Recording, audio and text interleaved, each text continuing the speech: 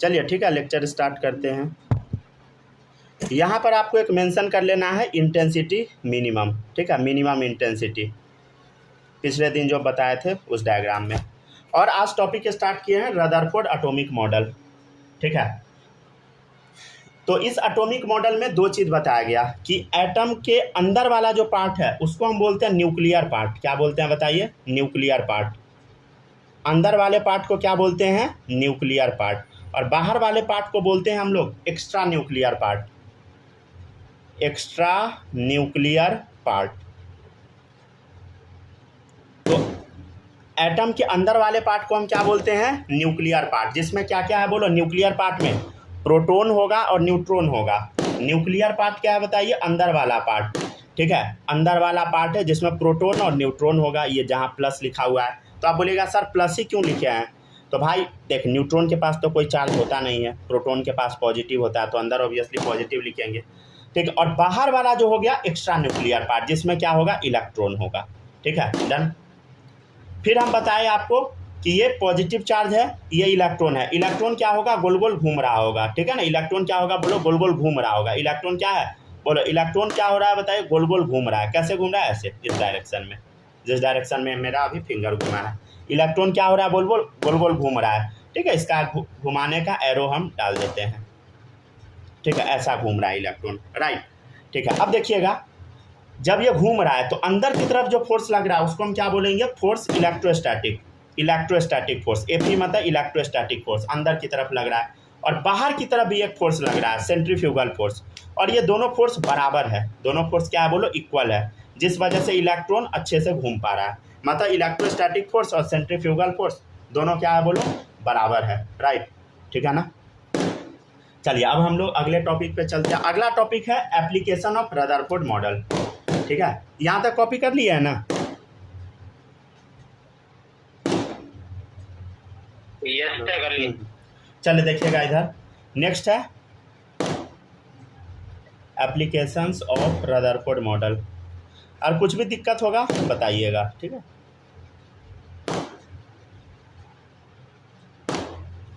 चलिए देखते हैं हम लोग एप्लीकेशन क्या है रदरफोर्ड मॉडल का। देखिएगा, सबसे पहला है रेडियस ऑफ एटम जो होता है, रेडियस ऑफ एटम,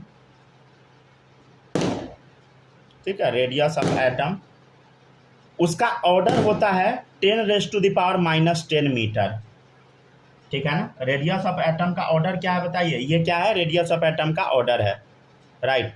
आप बोलिएगा सर ये ऑर्डर क्या होता है? देख बताते हैं ऑर्डर क्या होता है। जैसे मास ऑफ इलेक्ट्रॉन आपको क्या बताया गया था? 9.1 × 10⁻31 kg, ये बताया गया था ना, याद होगा। फिर आपको जैसे अवोगाड्रो नंबर क्या बताए थे बोलो? 6.02 × 10⁻23। तो आप जो ये देख रहे हैं, ये जो देख रहे हैं, ये सब क्या है बोलो? ऑर्डर है। पावर पर जो चढ़ा होता है उसको हम क्या बोलते हैं बोलो? ऑर्डर। तो ये क्या है बताइए? ऑर्डर है, राइट, ठीक है ना। तो वैसे ही रेडियस ऑफ एटम जो होगा उसमें पावर क्या होगा? 10⁻⁻10। तो उसका ऑर्डर क्या है बोलो? 10⁻⁻10 मीटर, ठीक है, इसका ऑर्डर है। और अगर आपसे कोई बोलेगा कि रेडियस ऑफ न्यूक्लियस का ऑर्डर क्या होगा? रेडियस ऑफ न्यूक्लियस का ऑर्डर, ठीक है, Rn का ऑर्डर क्या होगा? करीब करीब होता है 10⁻⁻15 मीटर, ठीक है, ये इसका ऑर्डर है, राइट। ऑर्डर मतलब पावर में है, ठीक है ना। अगर हम आपसे बोलेंगे कि radius of atom by radius of nucleus बताओ कितना होगा, तो 10⁻⁻10 अपॉन 10⁻⁻15 -10/-15 कितना आएगा बोलो? अगर डिवाइड कीजिएगा तो Ra/Rn क्या आएगा बोलो? ये -15 ऊपर में जाएगा तो +15 बन जाएगा। -10 और +15 कितना होगा बोलो? 10⁵। अच्छा, 10⁵ मतलब समझते हैं ना? इसका मतलब होता है 1 लाख, ठीक है ना। 1 पे 5 जीरो का मतलब क्या होता है बोलो? 1 लाख। तो कुछ समझ आया? कुछ समझ आया बोलो? कुछ समझ आया? मतलब रेडियस ऑफ एटम क्या है बोलो? रेडियस ऑफ एटम क्या है बोलो? 10⁵ टाइम्स है रेडियस ऑफ न्यूक्लियस के, समझ गए ना। मतलब एटम क्या है बोलो? एटम का रेडियस न्यूक्लियस के रेडियस से 1 लाख गुना ज़्यादा बड़ा है। मतलब हम ये कहना चाह रहे हैं, जैसे मान लीजिए ये न्यूक्लियस है, ये क्या है बोलो? ये मान ले न्यूक्लियस है, ठीक है। मान लीजिए न्यूक्लियस है तो एटम इससे 1,00,000 गुना ज़्यादा बड़ा है, मतलब इतना बड़ा होगा, समझ गया ना, इतना ज़्यादा बड़ा, ठीक है ना, मतलब बहुत ज़्यादा बड़ा हम ये कहना चाह रहे हैं, समझ गया ना। तो एटम इतना बड़ा है, समझ गया ना, न्यूक्लियस के तुलना में। सेंटर पे नहीं बना क्या न्यूक्लियस, अब दिख रहा है ना, ठीक ठाक जगह, ठीक है, समझ गया ना। तो कुछ यूं है, ठीक है ना, डन। चलिए अब देखिएगा नेक्स्ट। अच्छा, वॉल्यूम ऑफ स्फीयर आपको पता है, वॉल्यूम ऑफ स्फीयर ये भी याद रखिए, अभी तुरंत काम देगा। वॉल्यूम ऑफ स्फीयर क्या होता है, पढ़े होइएगा बचपन में, कितना होता है बोलो, 4/3 बोलो πr³। अभी ये काम देगा। अगर हम आपसे बोलेंगे कि एक चीज़ बताओ, volume of atom upon volume of nucleus, बता क्या होगा, तब क्या होगा बता, volume of atom upon volume of nucleus क्या होगा, VA अपॉन VN क्या होगा बोलो, 4/3 पाई रेडियस ऑफ एटम का whole cube upon 4/3 pi radius of nucleus का होल क्यूब, यही ना होगा, 4/3 पाई r³, क्योंकि एटम क्या बोलो स्फेरिकल है। तो देखो ये 4/3 पाई से 4/3 पाई कैंसिल, तो क्या आ गया बोलो, मतलब RA/RN। अब एक चीज़ देखिएगा, गौर से देखिएगा क्या आएगा, देखो RA/RN का होल क्यूब, यही आएगा ना, बोलो RA/RN का होल क्यूब आया। तो RA/RN कितना आया था बोलो, RA/RN अभी 10⁵ तो इसका होल क्यूब जब करेंगे तो क्या आएगा बोलो, कितना आएगा, 10⁻15, राइट। अच्छा, ये मल्टीप्लाई होता है, ये नहीं कि 3 बार कुछ मल्टीप्लाई करते रहने लगिएगा, अनसंचित नहीं कीजिएगा, समझे। तो ये चीज़ आपको याद रखना है, ठीक है ना। क्या याद रखना है बोलो, VA/VN कितना होता है बोलो, 10⁻15। तो ये सब डेटा कुछ याद रख सकते हैं आप, ये एक याद रख सकते हैं, ये वाला याद रख सकते हैं, समझ गया ना। क्योंकि प्रेडिक्ट नहीं किया जा सकता कि क्वेश्चन क्या आ जाएगा, क्या आएगा कोई अता पता नहीं है। जो टॉपिक नहीं आता था एग्जाम में वो सब इस बार आ गया है, तो ऑब्वियसली प्रेडिक्ट कोई कुछ नहीं कर सकता, समझ गया ना।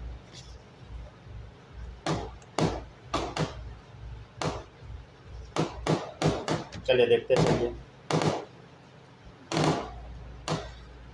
बालक समझ पा रहे हैं ना जो सब टॉपिक बता रहे हैं वो सब।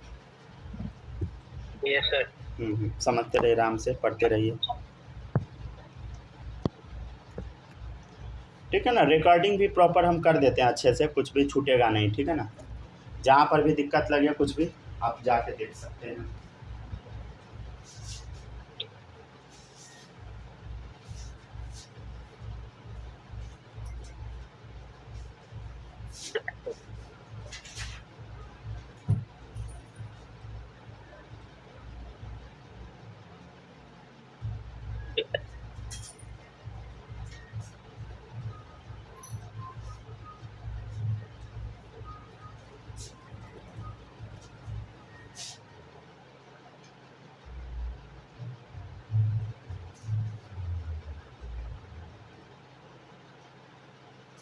यस सर, हो गया, कर लिए।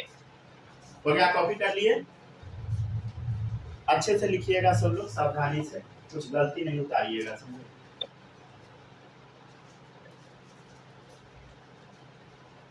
ठीक है, हो गया कॉपी, आगे बढ़े आप।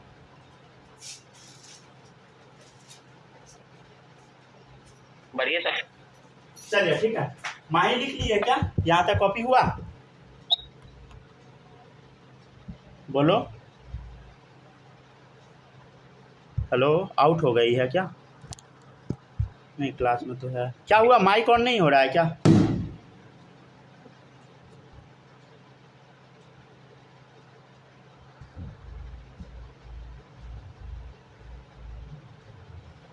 सर लिख लिया ना, ठीक है। अगर माइक ऑन नहीं होगा तो वो क्या बोलते हैं, थंब का निशान भेज दीजिएगा, ठीक है। चलिए देखिएगा नेक्स्ट, चलिए अब नेक्स्ट है, नेक्स्ट सुनिएगा, नेक्स्ट टॉपिक का है, अब देखिएगा थर्ड पॉइंट, ठीक है ना, एप्लीकेशन ऑफ रदरफोर्ड मॉडल का थर्ड पॉइंट देखते चलिए। थर्ड चीज़ है रेडियस ऑफ न्यूक्लियस जो होता है, उसका ऑर्डर क्या था बोलो, 10⁻⁻15 मीटर। याद आया? रेडियस ऑफ न्यूक्लियस का ऑर्डर कितना आया था बोलो? अरे रेडियस ऑफ न्यूक्लियस का ऑर्डर 10⁻⁻15 मीटर आया नहीं था, मतलब हम लोग याद किए हैं, ठीक है ना। रेडियस ऑफ न्यूक्लियस का एक फॉर्मूला भी होता है, ठीक है ना, R0 a⁻⁻⁴ ये एक फॉर्मूला होता है, समझे? R0 a⁻⁻⁴, ठीक है। जहाँ पे Rn क्या है बोलो? Radius of nucleus.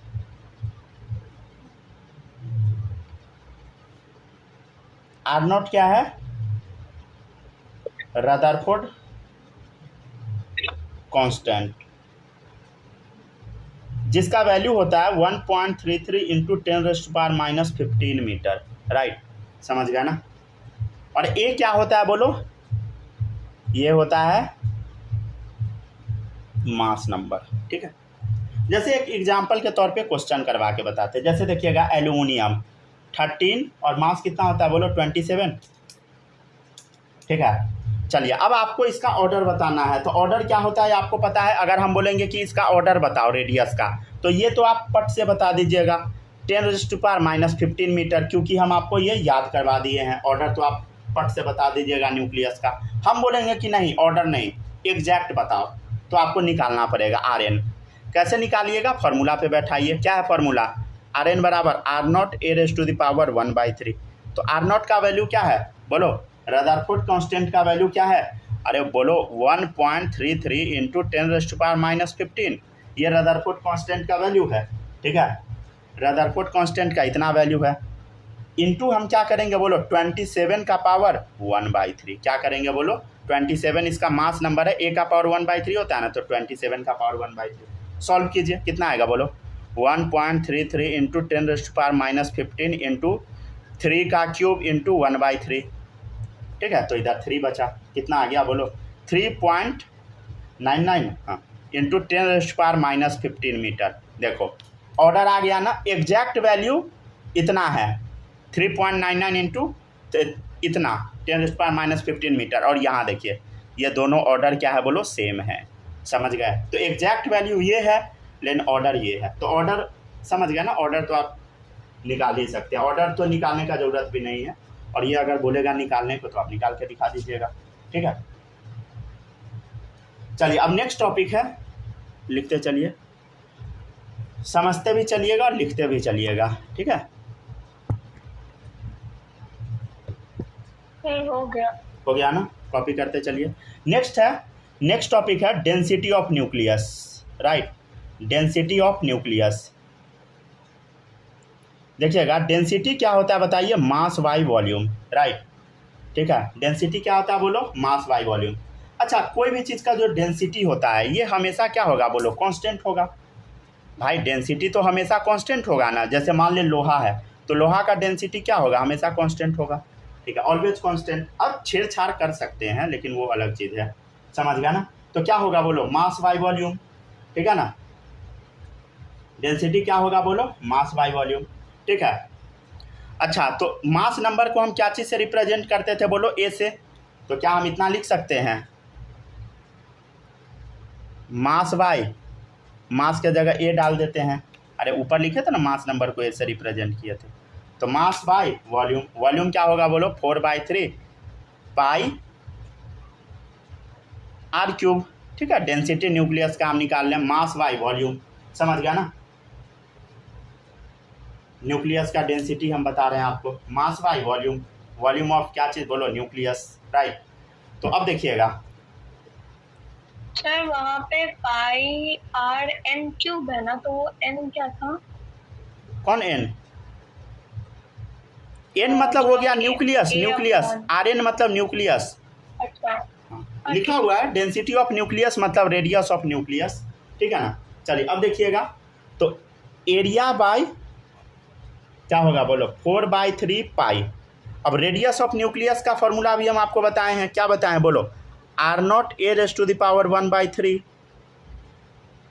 का होल क्यूब, राइट, समझ गया ना। इतना आ गया। चलो अब देखो सॉल्व करते हैं हम लोग।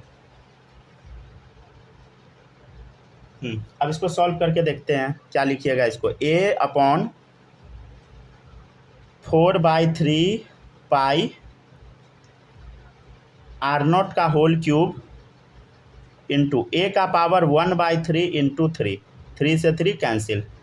ये सब समझ पा रहे हैं ना आप लोग? बराबर क्या आएगा बोलो इधर? अच्छा देखो इधर ए से ए भी कैंसिल हो गया, समझ गया ना? तो क्या आ गया 1/4/3 पाई R0 का होल क्यूब, जो कि एक कांस्टेंट आ गया, समझ गया ना? इसमें सब क्या है बोलो? कांस्टेंट है। देखो हम क्या बोले हैं, डेंसिटी ऑफ न्यूक्लियस हमेशा कांस्टेंट होता है, तो उसको प्रूव करके दिखा दिया। कैसे? देखो 1/4/3 कांस्टेंट है, पाई एक कांस्टेंट है, 22/7 इसका वैल्यू होता है, R0 भी कांस्टेंट है, रदरफोर्ड कांस्टेंट क्या वैल्यू होता है 1.33 × 10⁻15 मीटर। मतलब डेंसिटी ऑफ न्यूक्लियस क्या आता है बोलो? कांस्टेंट आता है। हम ये बताना चाह रहे थे, राइट? ठीक है, चलिए अब देखिएगा नेक्स्ट है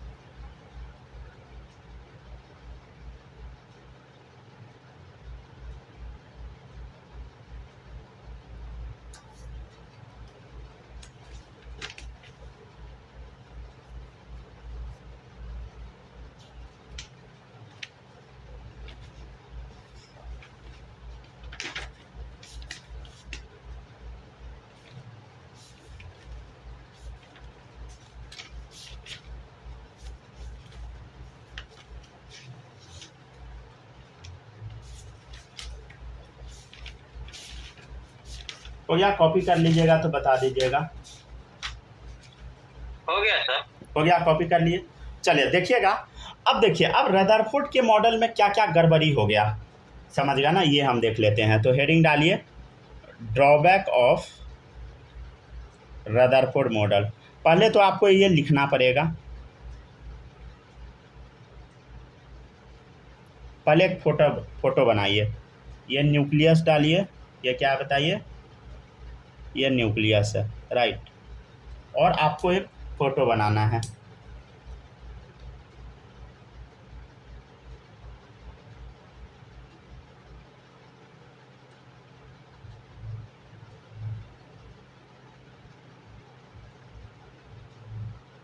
देखिए ऐसे जाएगा इलेक्ट्रॉन, डन डन डन, समझ गया? ऐसे, ठीक है।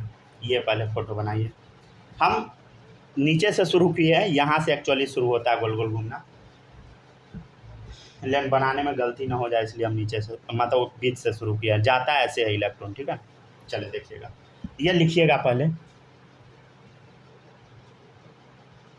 अकॉर्डिंग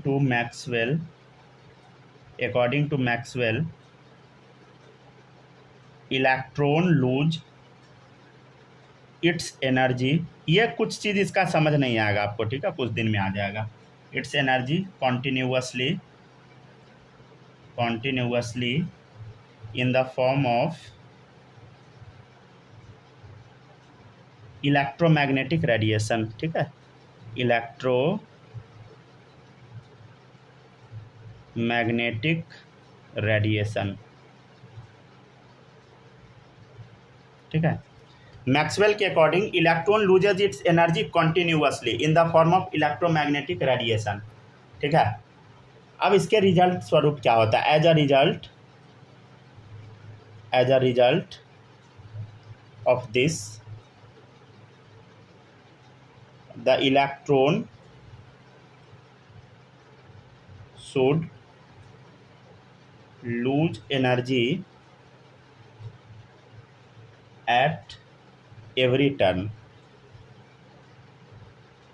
ठीक है। According to Maxwell electron loses its energy continuously in the form of electromagnetic radiation.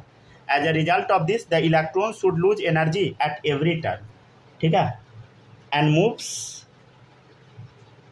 Sir loose में तो एक ही ओ होगा ना? LOOAC। वो तो लूज मतलब ढीला हो जाता है। पता नहीं, LOSE। जो भी हो समझ गया ना। लूज मतलब LOSE होता है। पता नहीं, अरे जो भी है कर लीजिए ना अपना, हाँ। ठीक है। चलिए देखिए अनमूव closer and closer to the nucleus,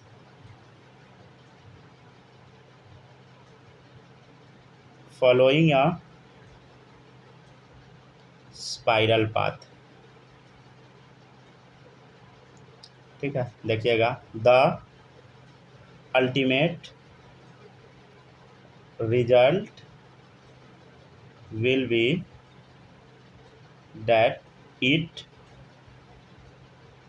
will fall into the nucleus, thereby making the atom unstable। चलिए पहले एक बार पढ़ लेने दीजिए। According to Maxwell, electron loses its energy continuously in the form of electromagnetic radiation. As a result of this, the electron should lose energy at every turn and move closer and closer to the nucleus following a spiral path. ठीक है, the ultimate result will be that it will fall into the nucleus, thereby making the atom unstable. ठीक है, चलिए आगे लिखिए। So Rutherford could not explain stability of atom। stability of atom, चलिए यहाँ तक लिखिए तो ठीक है, यहाँ तक कॉपी कीजिए, फिर समझाते हैं। ये पूरा बुक का स्टेटमेंट है।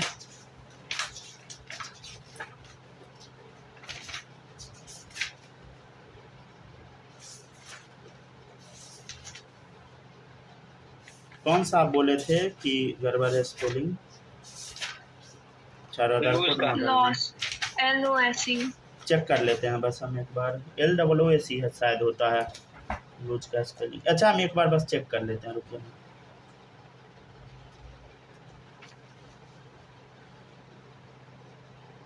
नहीं नहीं, सही स्पेलिंग है, LOOSE होता है, LOSE नहीं होता है।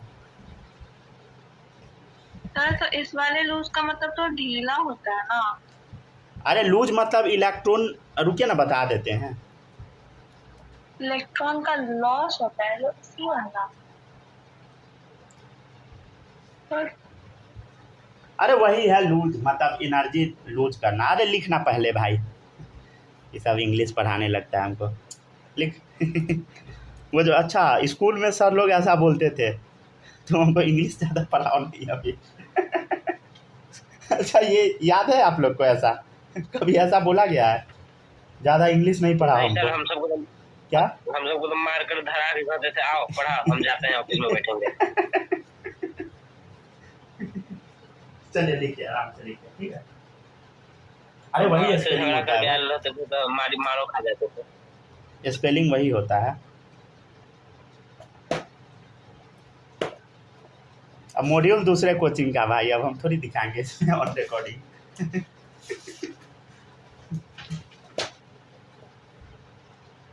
चले देखिए, दिखाइए ना, तो बोलते कहाँ है किसी से? हाँ हाँ हाँ, जेल में भेजवाइएगा क्या? चलिए लिखिए।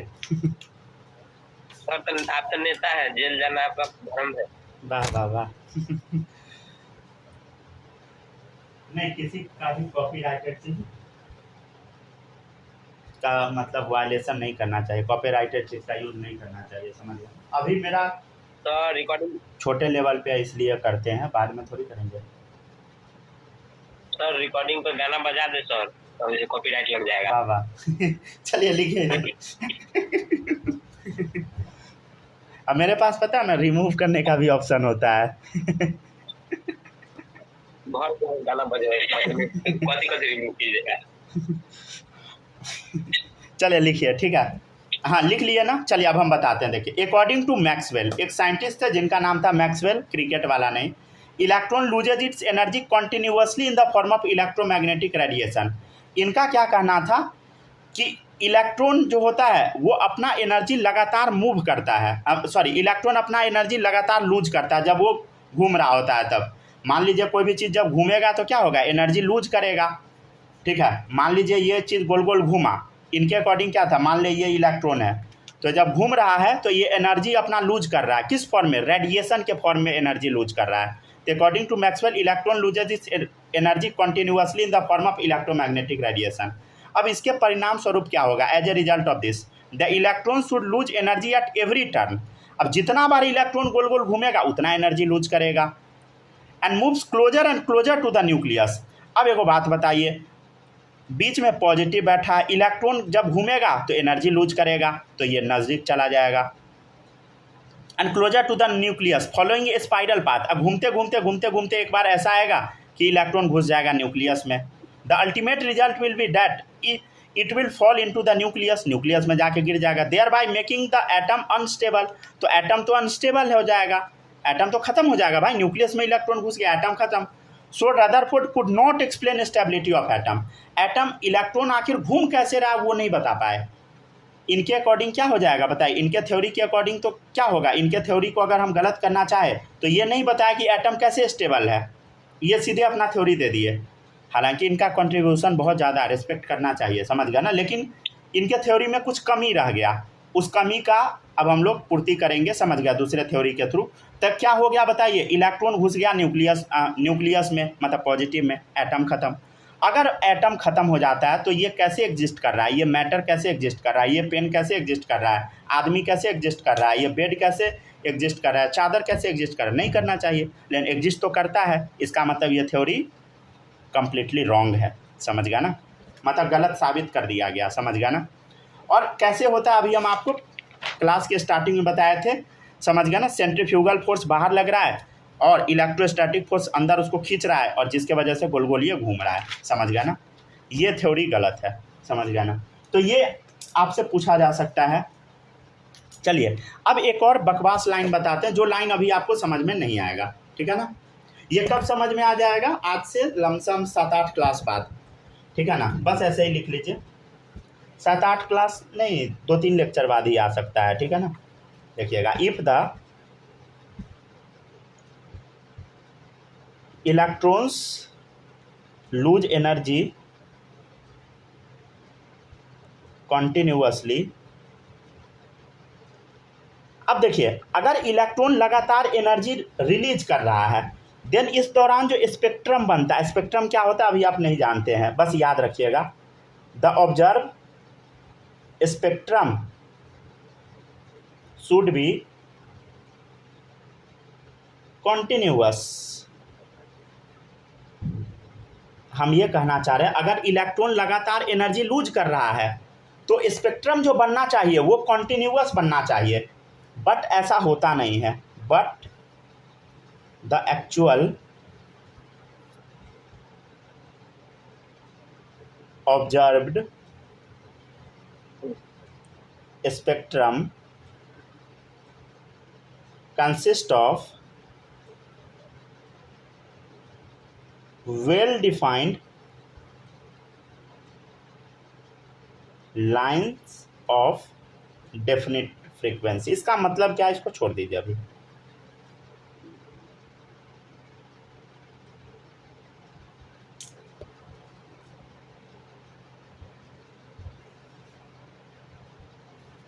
कट गया क्या क्लास, रिकॉर्डिंग हो रहा है प्रॉपर, आप लोग भी ध्यान से पढ़ते रहिएगा, ठीक है ना, जो लोग रिकॉर्डिंग देख रहे हैं वो सब। चलिए ठीक है,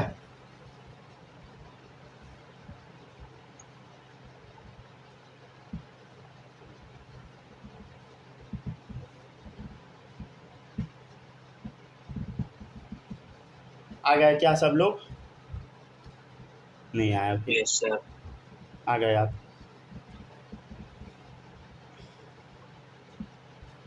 ये कब हम आपको पढ़ाएंगे, 3 लेक्चर बाद, यहाँ पे लिख देते हैं, ठीक है। हम यहाँ पे एंट्री करते हैं वही से चालू है, ठीक है, 3 लेक्चर्स लेटर। अच्छा आप लोग को कुछ बोलना होगा ना बालक, तो माइक ऑफ कर दीजिएगा, समझे, नहीं तो आवाज़ आ जाता है, कुछ बोलो। समझे। चले देखिए, हाँ यहाँ पे ये भी मेंशन कर लीजिएगा कि 3 लेक्चर बाद ही एक्सप्लेन हो जाएगा, 3 लेक्चर लमसम लग जाएगा, कम से कम लग जाएगा, ठीक है ना।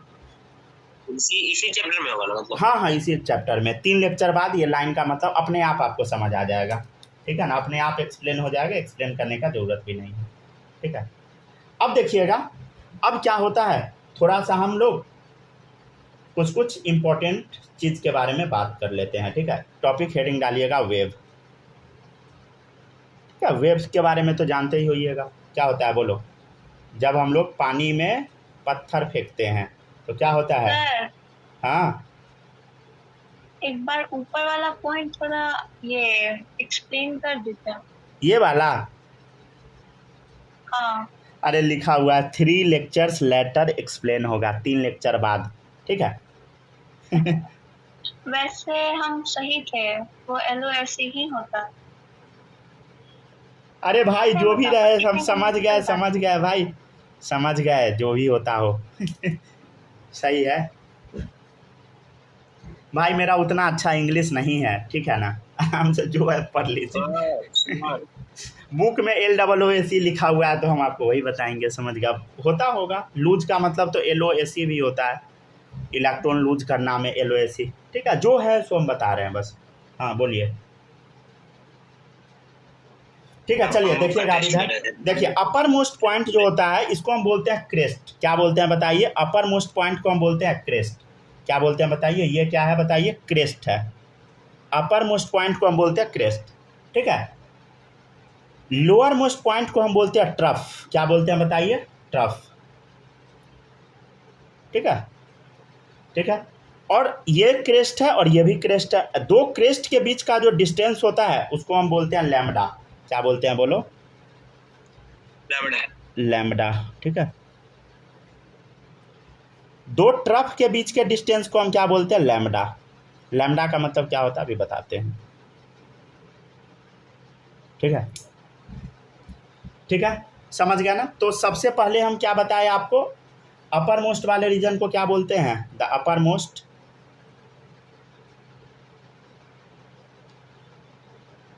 Point of a wave is called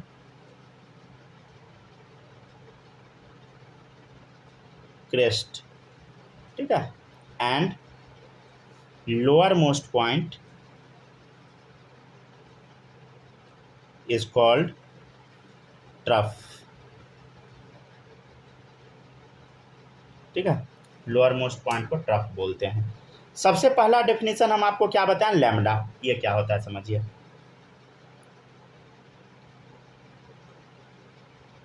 ठीक है।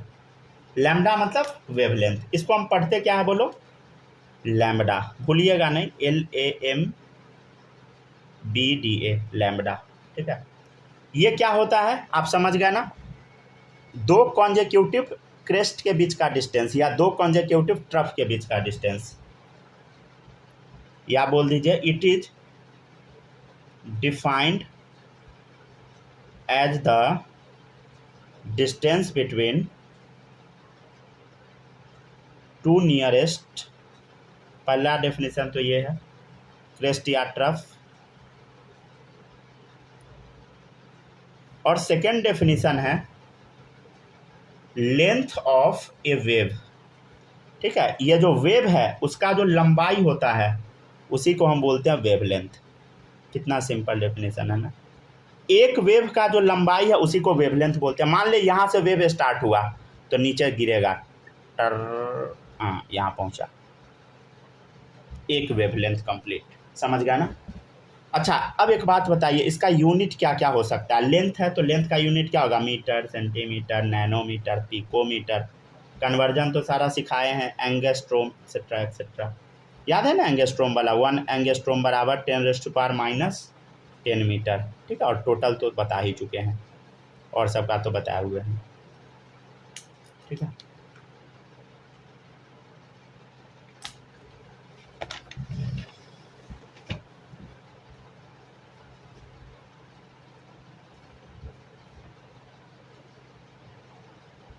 नेक्स्ट है वेव नंबर, राइट, लिखते चलिए।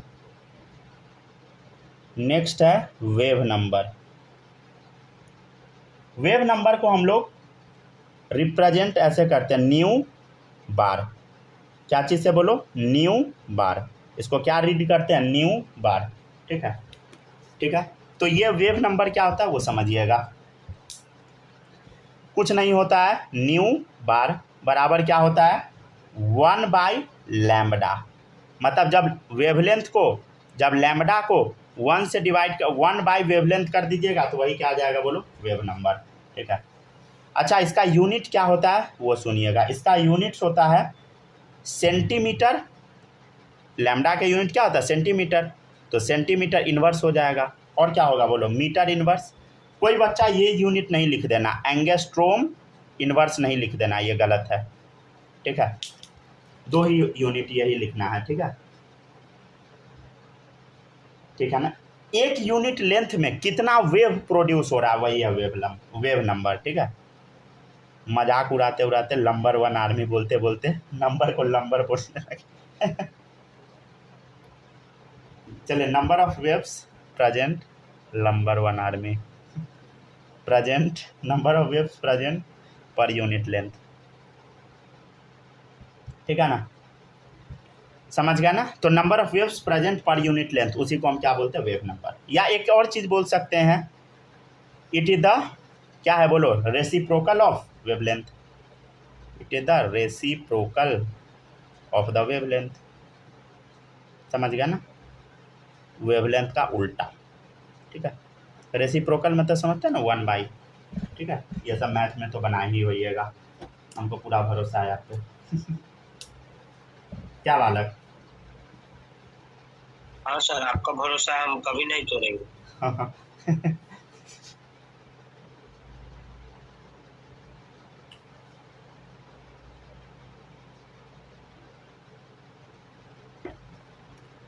चलिए लिखिए, ठीक है, लिखते चलिए।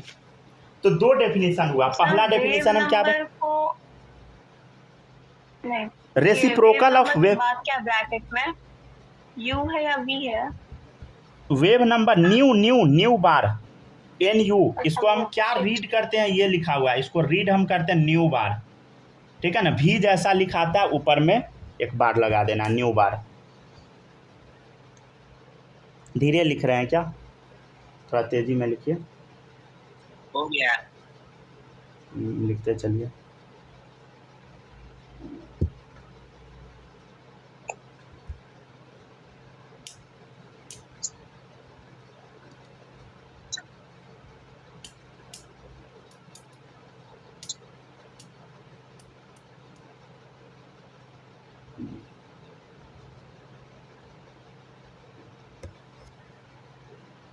हो गया, कॉपी कर लिए?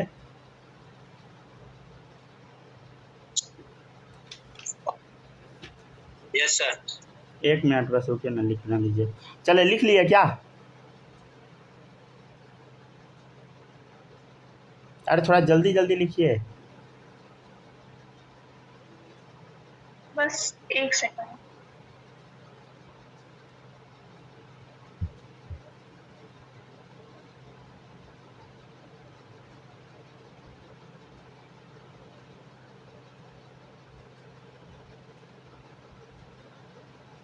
सर लास्ट लाइन में क्या है? It is the reciprocal of wavelength, wavelength का उल्टा, ठीक है। आप लोग को अगर डाउट होता है किसी भी टॉपिक में, आराम से लेक्चर दोबारा खोल के देख लीजिएगा, समझ गया ना, ठीक है ना। इसीलिए रिकॉर्डिंग हो रहा है, समझ गया ना। रिकॉर्डिंग से हमको क्या फायदा, कुछ नहीं। सर हो गया ना। पता नहीं यूट्यूब पैसा वैसा कुछ नहीं देता है, समझ गया ना, मूर्ख बनाता है लोगों को। हकीकत वही है, मतलब अगर 200 आदमी काम करता है ना, तो एक आदमी को पैसा देगा मुश्किल से।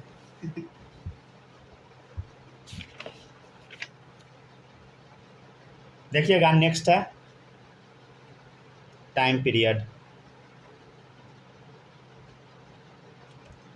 टाइम पीरियड को कैपिटल T से रिप्रेजेंट करते हैं। ये क्या होता है देखिएगा, time taken by a wave to pass through one point. इसका मतलब क्या है वो समझिएगा। इसका मतलब है time required for a wave to travel distance equal to its length. इसका मतलब क्या है समझाते हैं, देखिए। Time taken by a wave to pass through one point, किसी भी एक पॉइंट से पास करने में वेव को जो समय लगता है उसी को हम क्या बोलते हैं, टाइम पीरियड बोलते हैं, ठीक है। और यूनिट इसका होता है सेकेंड, यूनिट क्या होता है बोलो, सेकेंड, ठीक है ना। क्या होता है बोलो, यूनिट क्या होता है बोलो, सेकेंड होता है, राइट। तो टाइम पीरियड क्या होता है बताइए, time taken by a wave to pass through one point, किसी भी एक पॉइंट से पास होने में जो वेव को समय लगता है वही क्या है बोलो, टाइम पीरियड, ठीक है। Time required for a wave to travel distance equal to its length, ठीक है ना। नेक्स्ट डेफिनेशन है फ्रीक्वेंसी, देखिएगा फ्रीक्वेंसी क्या होता है समझिएगा।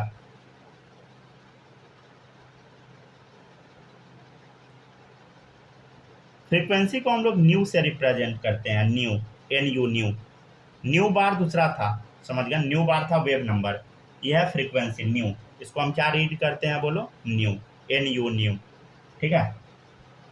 न्यू बराबर होता है 1 टाइम पीरियड, ठीक है।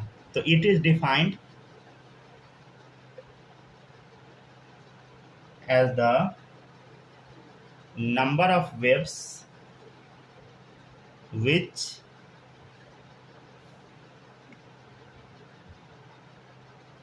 pass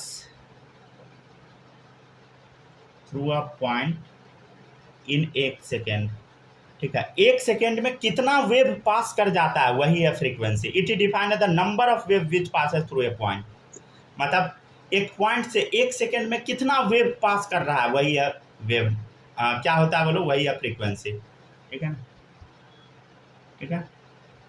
अब वेवलेंथ का उल्टा क्या होगा बोलो, वेव नंबर, राइट। तो फ्रीक्वेंसी क्या होता है बोलो, एक सेकेंड में कितना नंबर ऑफ वेव पास होता है किसी भी एक पॉइंट से। यूनिट क्या होगा, सेकेंड इनवर्स, ठीक है, या बोल दो हर्ज, ठीक है, HZ, ठीक है। अच्छा ये याद है ना, अगर हम आपसे बोलेंगे कि 1 हर्ज बराबर क्या होगा बोलो, यूनिट हर्ज है तो क्या होगा बोलो, 1/टाइम, समझ गया ना, मतलब क्या होगा बोलो, 1/1 सेकेंड, मतलब क्या होगा बोलो, सेकेंड इनवर्स, ठीक है ना, यूनिट होगा। 1 हर्ज बराबर क्या होता है, S⁻⁻⁻1, ठीक है।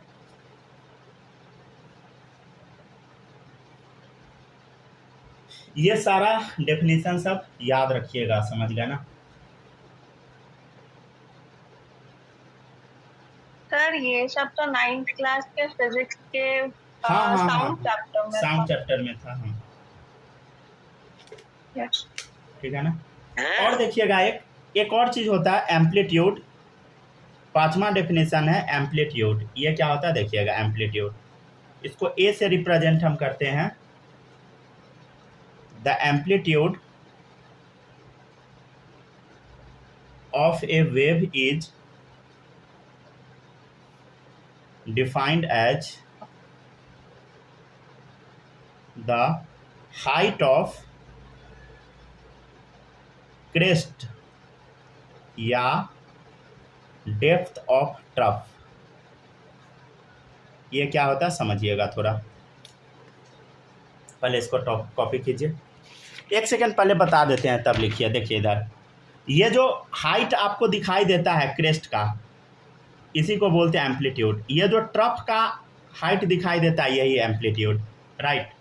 ये जो क्रेस्ट का हाइट दिखाई देता है एम्पलीट्यूड, ये जो ट्रफ का हाइट दिखाई देता है यही एम्पलीट्यूड है। पहले वो डालिए कॉपी में,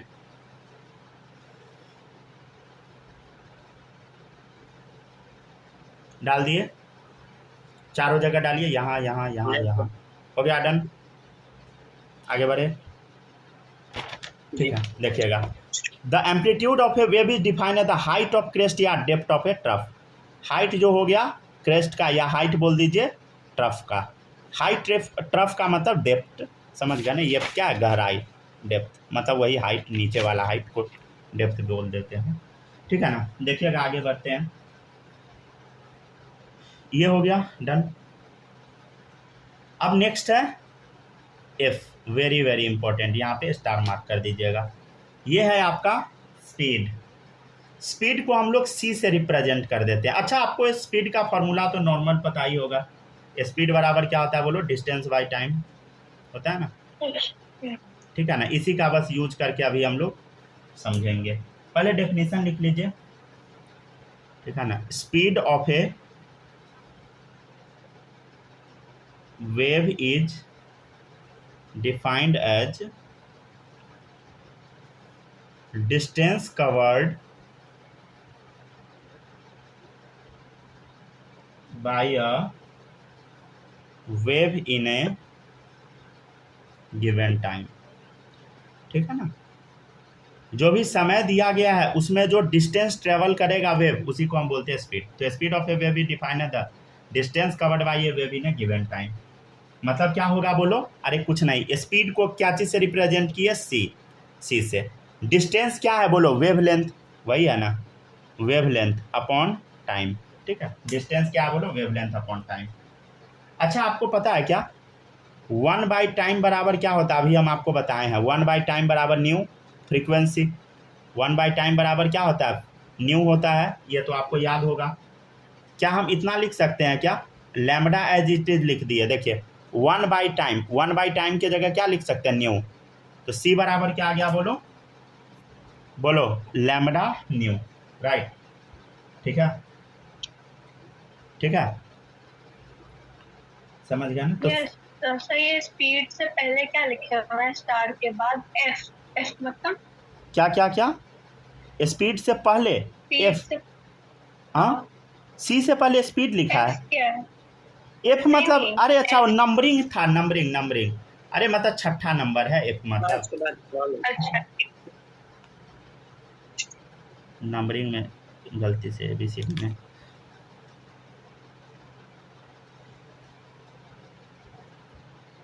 चले देखिएगा इधर, हाँ, तो सी बराबर क्या हो गया बोलो? New lambda. इसको इधर कर दिए, इसको इधर कर दिए। चलो न्यू बराबर क्या आएगा बोलो? न्यू बराबर सी अपॉन लैम्बडा, ठीक है, राइट। ये फॉर्मूला आप याद रख सकते हैं, ठीक है ना। अच्छा, तो इससे एक चीज तो समझ आया, न्यू जो होगा इनवर्सली प्रोपोर्शनल होगा लैम्बडा का, ठीक है ना। फ्रीक्वेंसी क्या होगा? वेवलेंथ के इनवर्सली प्रोपोर्शनल होगा, ये याद रखिएगा। अच्छा, एक बात बताइए, अगर न्यू बढ़ता है तो क्या होगा? लैम्बडा कमेगा। अगर न्यू कमता है तो लैम्बडा बढ़ेगा। ये इंपॉर्टेंट पॉइंट है, समझे ना, ठीक है ना। तो हम लोग क्या चीज के बारे में चर्चा कर रहे थे? वेव से रिलेटेड कुछ हम लोग डेफिनेशन देखे। स्पीड क्या होता है बोलो? स्पीड क्या होता है बोलो? वेवलेंथ अपॉन टाइम, समझ गया ना, वही डिस्टेंस बाय टाइम। वेवलेंथ क्या? डिस्टेंस बाय टाइम, समझ गया। इससे क्या फॉर्मूला निकल के आया? न्यू बराबर क्या आया? सी अपॉन लैम्बडा, ठीक है ना। न्यू बराबर क्या आया बोलो? सी अपॉन लैम्बडा, समझ गया ना। न्यू का एक और फॉर्मूला क्या था बोलो? 1 अपॉन टाइम पीरियड, ठीक है। किसी भी एक पॉइंट से पास होने में वेव को जो समय लगता है वो क्या है बोलो? Time period. फ्रीक्वेंसी क्या है बोलो? नंबर ऑफ वेव जो एक पॉइंट से पास करता है 1 सेकेंड में, वो हो गया फ्रीक्वेंसी, ठीक है। एम्पलीट्यूड क्या होता है? ऊपर वाला हाइट, नीचे वाला डेप्थ का लेंथ, ठीक है। फिर स्पीड का फॉर्मूला क्या होता है? लैम्बडा अपॉन टी, ठीक है ना। स्पीड को सी से रिप्रेजेंट करते हैं, या ये भी आप याद कर सकते हैं, सी बराबर न्यू लैम्बडा, ये भी आप याद कर सकते हैं, दोनों फॉर्मूला, ठीक है ना। चलिए अब हम लोग थोड़ा सा वेव के बारे में चर्चा करते हैं। आखिर इतना सारा चीज़ बता दिए तो देखिएगा, वेव जो होता है ना, दो तरह का होता है। पहला है इलेक्ट्रोमैग्नेटिक वेव, इलेक्ट्रोमैग्नेटिक वेव, ठीक है ना। दूसरा होता है मैकेनिकल वेव।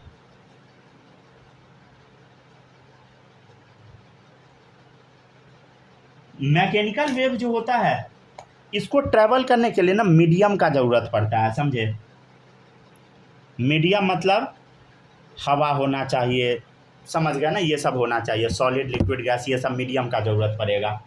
एग्जाम्पल में जैसे ले लीजिए साउंड, साउंड जब हवा रहेगा तभी ट्रैवल करेगा, हवा नहीं रहेगा नहीं ट्रैवल करेगा। लेकिन लाइट के लिए कोई मीडियम का ज़रूरत नहीं है, समझ गया ना, मीडियम का रिक्वायरमेंट नहीं है, ठीक है ना। इसका एग्जाम्पल है इलेक्ट्रोमैग्नेटिक वेव का लाइट। तो इलेक्ट्रोमैग्नेटिक वेव के लिए मीडियम का ज़रूरत नहीं होता है, कुछ भी सीधे कहीं चला जाएगा, मतलब वैक्यूम में भी ट्रैवल कर जाएगा। लेकिन मैकेनिकल वेव के लिए मीडियम तो चाहिए भाई, जैसे साउंड के लिए मीडियम तो चाहिए, समझ गया ना। साउंड को ट्रैवल करने के लिए मीडियम चाहिए, राइट।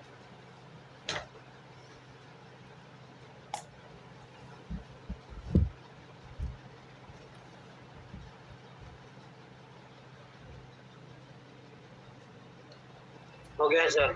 हो गया, कॉपी कर लिए, लिख लिए जी, आप लिखिए, लिखिए, ठीक है ना।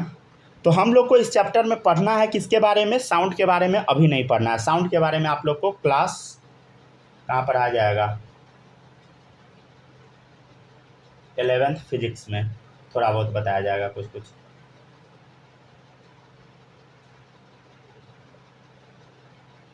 इलेवेंथ फिजिक्स में तो कहाँ है साउंड? क्या है? साउंड फिजिक्स से रिलेटेड है, साउंड से हमको मतलब नहीं है, हमको मतलब है इलेक्ट्रोमैग्नेटिक वेव से, ठीक है ना। चलिए देखिएगा इलेक्ट्रोमैग्नेटिक वेव क्या होता है, अब हम आपको बताएंगे। यहाँ तक कॉपी कर लिए क्या? जल्दी जल्दी थोड़ा कॉपी कीजिए। हो गया है ना। चलिए देखिएगा, तो नेक्स्ट टॉपिक है इलेक्ट्रोमैग्नेटिक वेव। ये क्या होता है समझते हैं। इलेक्ट्रोमैग्नेटिक वेव, स्क्रीन पॉज हो गया सर, एक सेकंड रुक जाइए, टच कर दिए हैं क्या? देखिएगा electromagnetic wave, EMW, electromagnetic wave, ठीक है। चलिए समझते हैं क्या होता है। देखिएगा, मान लेते हैं कि ये एक सोर्स है। सोर्स मतलब मान लीजिए कुछ भी है, बल्ब मान लीजिए, ठीक है। तो बल्ब से क्या निकल रहा है बोलो, ये सोर्स है लाइट का, यहाँ से लाइट निकल रहा है। तो ये किस फॉर्म में निकल रहा है? वेव फॉर्म में। कैसा निकल रहा है बोलो? वेव फॉर्म में, ठीक है। हमको अभी इतना ही पढ़ना है, ठीक है ना। इससे वेव फॉर्म में लाइट निकल रहा है। मान लेते हैं कि इस डायरेक्शन में लाइट का वेव जा रहा है। ये क्या है बता? Direction of propagation of wave,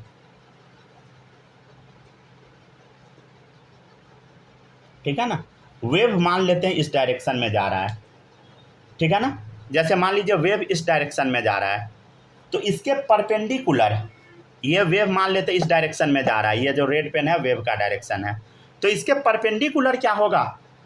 electric field generate होगा 90 डिग्री पे, इलेक्ट्रिक फील्ड जनरेट होगा। इसके 90 डिग्री पर क्या होगा बताइए? इलेक्ट्रिक फील्ड जनरेट होगा,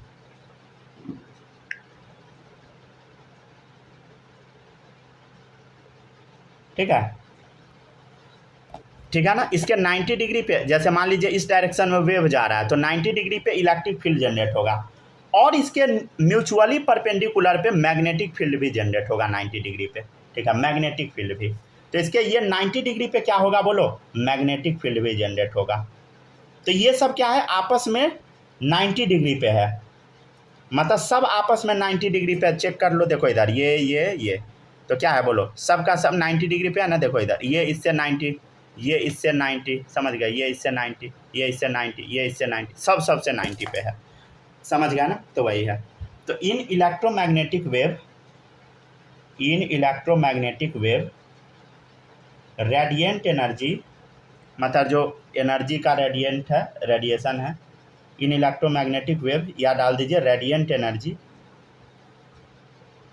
क्या हो रहा है बताइए? जब एनर्जी का रेडिएशन निकल रहा है, then electric field, magnetic field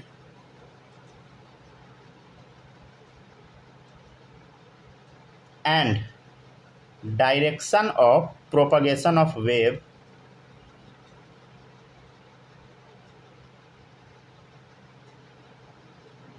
are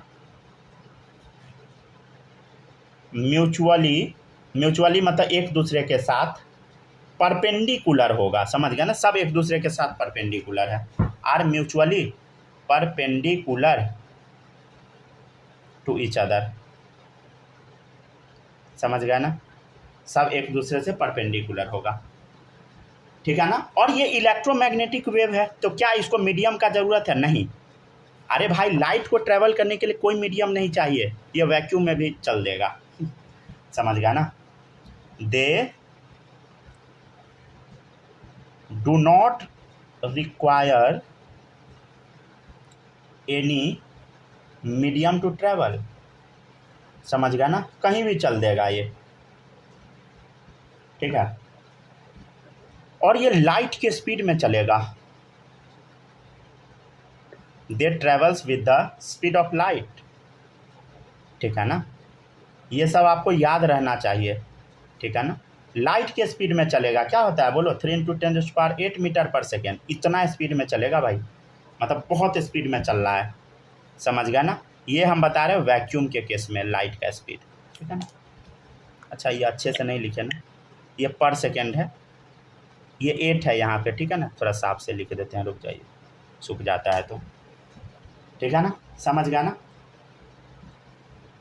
तो आपको समझ आया हम क्या बताए अभी, हम इस थ्योरी में क्या बताएं, हम इस थ्योरी में बताए हैं, मतलब इलेक्ट्रोमैग्नेटिक वेव थ्योरी क्या कहता है, ये भी लिख देते हैं, रुक जाइए। According to electromagnetic wave theory, इस थ्योरी में अभी हम आपको क्या पढ़ाए हैं, एनी सोर्स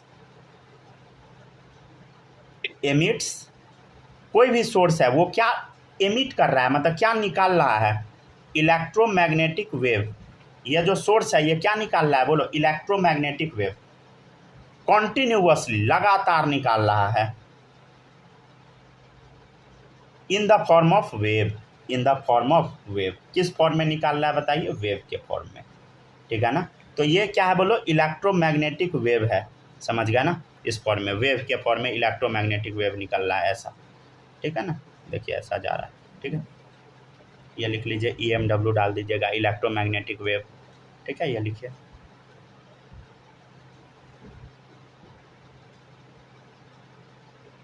ठीक है, 3 × 10⁸ मीटर पर सेकेंड डालिए कॉपी में।